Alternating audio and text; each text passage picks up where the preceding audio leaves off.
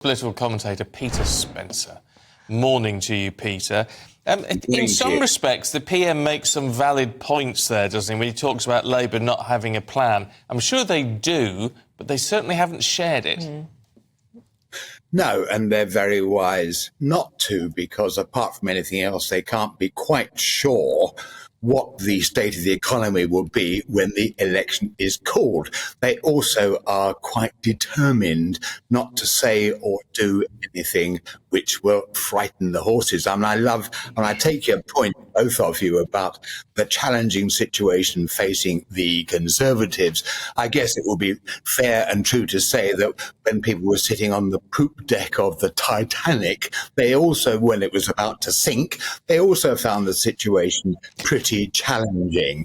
But I do have to say that I think that these two by-elections represent one significant step closer for Keir Starmer to getting his feet under the table in number 10 Downing Street.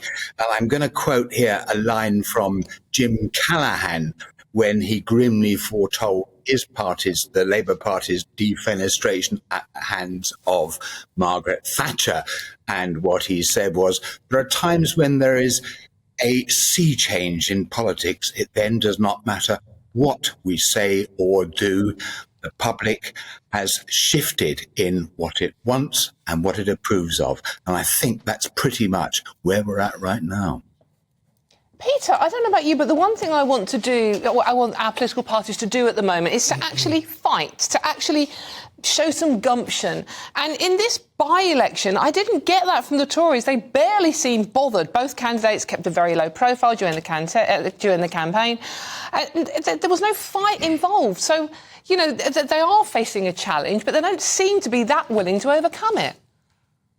No, I suspect that that's because they knew they had already lost. I mean, there was a flicker of hope in Conservative circles in the run-up to these by-elections because of the fact that Starmer had had a pretty beastly week.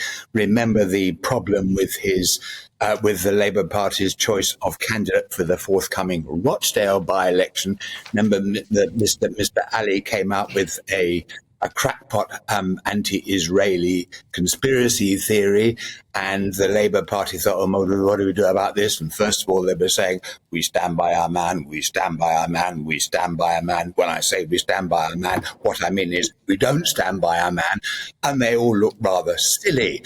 And of course, the Tory party conflated that with Keir Starmer saying we're going to spend billions and billions on green measures, billions and billions. When I say we're going to spend billions and billions, what I mean is we're not going to spend billions and billions on green measures. So they were very happy to say, oh, look, Starmer, you can't trust him, he's a jellyfish or whatever. But in the event, one of those by-elections, we note there was the biggest swing for decades and decades and decades away from the Conservatives towards the Labour Party. OK, Peter, for now, thanks very much indeed.